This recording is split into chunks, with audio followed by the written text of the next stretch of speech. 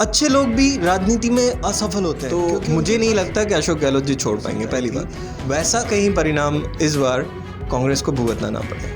Force news में आज फिर से आपका स्वागत है। राजस्थान की राजनीति के ऊपर पैनी निगाह रखने वाले, राष्ट्रीय स्तर के ऊपर चुनावी विश्लेषक और या यूँ कहें कि राजनीति की बहुत अच्छी पकड़ रखने वाले, जिन्होंने ना सिर्फ सत्ताओं को आते हुए देखा है, सत्ता को जाते हुए देखा है, कई नेताओं को ऊपर चढ़ते हुए देखा है, कई नेताओं को नीचे चढ़ते हुए देखा है, और उसके पीछे के कारण का जब विश्लेषण करते हैं तो देश के हर छोटे बड़े व्यक्ति को मानना पड़ता है कि यह युवा अनूप शर्मा किस तरह से कहां से कैसे चीज़ें निकालते हैं, क्या विश्लेषण करते हैं, और आखिरकार जो चीज़ बोली गई है वो बाद में बिल्कुल ऐसी सटीक निकलती है कि बाकी चुनाव विश्लेषक भी है ना, पर बात करने के हिसाब से ये देखते हैं कि अनूप शर्मा का रुख किस तरफ है। आज फोर्स न्यूज़ स्टूडियो के अंदर अनूप शर्मा जी आए। अनूप जी, आपका स्वागत है। अनूप शर्मा जी, आप थोड़ा सा हमें अपने बारे में थोड़ा सा बताएंगे ताकि दर्शकों को और बाकी राजनीतिक दल के जो भी चुनाव लड़ने वाले हैं उनको भी कुछ समझ में आए। आपकी जर्नी के बारे में थोड़ा सा बताएं। शुरुआत जब मैंने सोचा कि राजनीतिक एक ऐसा फील्ड है जहाँ पर अच्छे लोगों को एक सपोर्ट सिस्टम की ज़रूरत है, और अच्छे लोग इसीलिए नहीं सर्वाइव हो पाते हैं क्योंकि उनके पास वो मशीनरीज नहीं है, और मशीनरीज हैं तो उनका इस्तेमाल कैसे करना है वो उन्हें नहीं पता है। तो उस कारण से मैंने इस फील्ड में पैर रखा। पीएन हक्सर एक व्यक्ति हैं, बहुत कम लोग शायद जानते हैं। इंदिरा गांधी के पीछे, इंदिरा गांधी को बनाने वाले शख्स पीएन हक्सर हैं। जब मैंने उनकी बायोग्राफी पढ़ी और मुझे एक प्रेरणा मिली कि मुझे इस व्यक्ति जैसा बनना है। राजनीति में हर कोई को आके चुनाव लड़ना ज़रूरी नहीं है।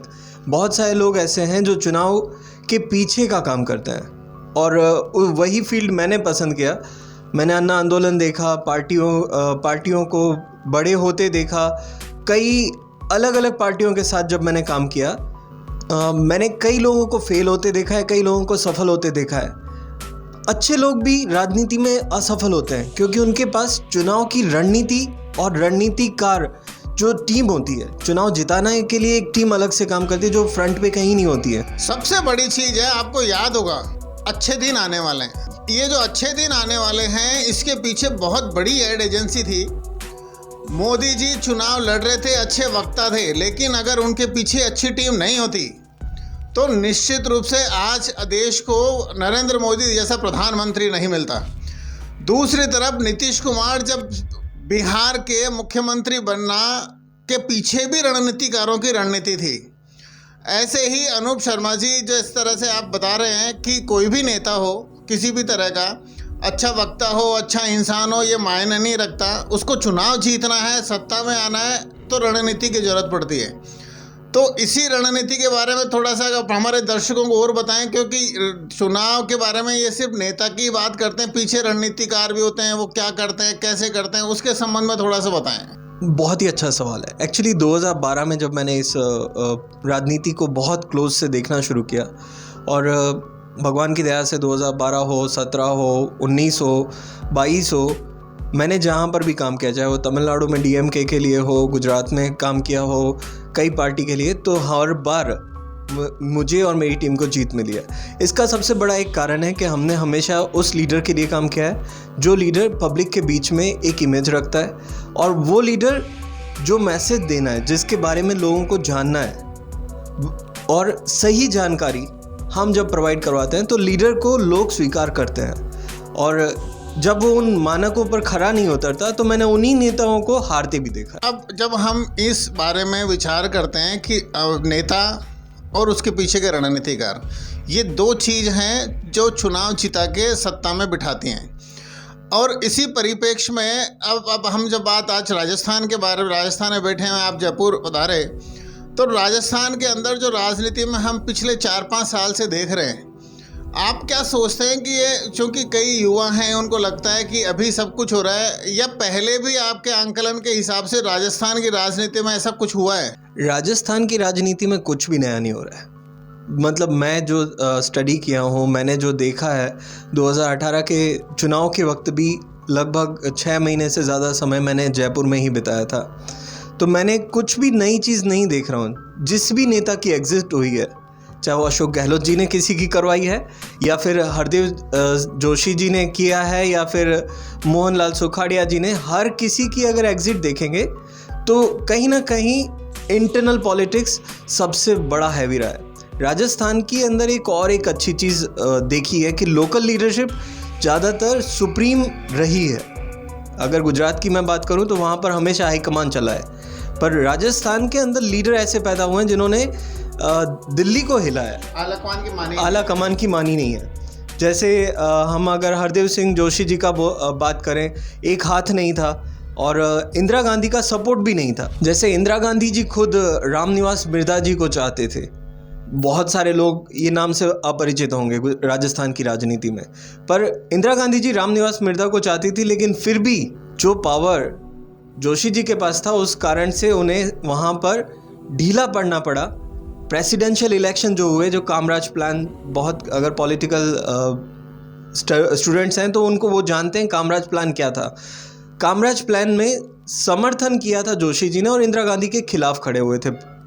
फिर भी उन्होंने खुद ने वापस इंदिरा गांधी जी के साथ वापस ट्यूनिंग बनाया, राजीव जी के साथ भी काम किया। ये चीज़ राजस्थान के पॉलिटिक्स में दिखती है। राजस्थान के पॉलिटिक्स के बारे में जब समझ रखने वाले अनूप शर्मा जी ने जब हमारे को बताया कि राजस्थान में जो अभी अशोक गहलोत कर रहे हैं वो कुछ भी नया नहीं है। मतलब यहाँ जब भी कोई लीडरशिप जाती हुई दिखती है तो ऐसे मतलब बयान देना, बगावत करना, जिस तरह से अभी गहलोत साहब ने 90 विधायकों के इस्तीफे दिलवा दिए, ये कोई नई चीज़ नहीं है। क्योंकि इससे पहले जब हरिदेव जोशी कभी मुख्यमंत्री रहा करते थे, वो भी अपने साथ 60-65 विधायकों को लेके और कोप भवन में बैठ गए कि या तो सरकार चाहेगी या कांग्रेस का मुख्यमंत्री मैं ही बनूंगा।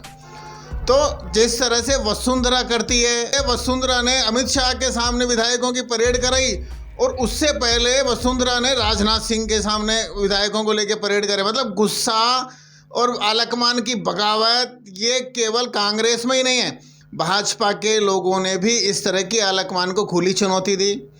आज की तारीख में जो चल रहा है कांग्रेस के अंदर कि गहलोत खुली चुनौती दे रहे हैं कि आप चाहे किसी को भी चाहो सीएम तो मैं ही रहूँगा। चाहे राजस्थान में अजय माकन साहब आए, चाहे मल्लिकार्जुन खड़गे आए, लेकिन उनकी मीटिंग में नहीं जाना, बल्कि 90 विधायकों को लेके और इस्तीफा देने के लिए विधानसभा अध्यक्ष के पास पहुंचाना। तो ये जो अनूप जी जो चीज़ सब कुछ चल रहा है, इसमें जनता के अंदर किस तरह से संदेश जाता है, उस बारे में आप थोड़ा सा क्या सोचते हैं, ये बताएं। जो चीज़ कांग्रेस में हो रही है वही बीजेपी भी कर चुकी है। जैसे अगर हम वसुंधरा राजे जी की जब एंट्री हुई तब स्टेट के अंदर जो लीडरशिप थी, ललित चतुर्वेदी जी जो कि प्रदेश अध्यक्ष थे, और गुलाब सिंह कटारिया, मीना, ये सभी लोगों के सामने जो वसुंधरा जी की एंट्री होती है तो वो एक मध्य प्रदेश से आती हैं, उनका राजस्थान में कोई वजूद नहीं है, और वो जैसे एंट्री लेती हैं तब उनके साथ बीजेपी यहाँ पर प्रमोद महाजन जी को भेज देती है। तो ये जो कॉम्बिनेशन बनता है, उपराष्ट्रपति बन के शेखावत सर तो यहाँ से चले गए, लेकिन जो उन्होंने यहाँ पे भेजा तो वो एकदम वही टेक्निक थी जो अभी भी हो रही है। और मैं अभी भी ये जितना मैं बीजेपी को स्टडी करता हूँ, मैं अभी भी ये मानता हूँ कि आने वाले चुनाव के अभी तक पत्ते बीजेपी ने खोले ही नहीं है। हाँ, तो मतलब जिस तरह से अभी राजस्थान के अंदर कांग्रेस में बगावत चल रही है या नए आदमी की एंट्री पचा नहीं पा रहे, ऐसे बीजेपी के अंदर भी जब भैरों सिंह शेखावत जब उपराष्ट्रपति बन गए तो गुलाब चंद कटारिया है या करोड़ी लाल मीणा है या घनश्याम तिवाड़ी है, हरिशंकर भावड़ा, ये सब लोग सोचने लग गए थे कि हमारे को अब सीएम बनाने की तय तारीख होनी है। लेकिन प्रमोद महाजन, अटल बिहारी वाजपेयी, वसुंधरा राजे बिल्कुल प्रदेश अध्यक्ष बन के आए और एक बहुत बड़ी सभा में प्रमोद महाजन ने जैसी घोषणा की कि राजस्थान की अगली सीएम वसुंधरा राजे होगी, राजस्थान के अंदर बहुत बड़ी हलचल हो गई।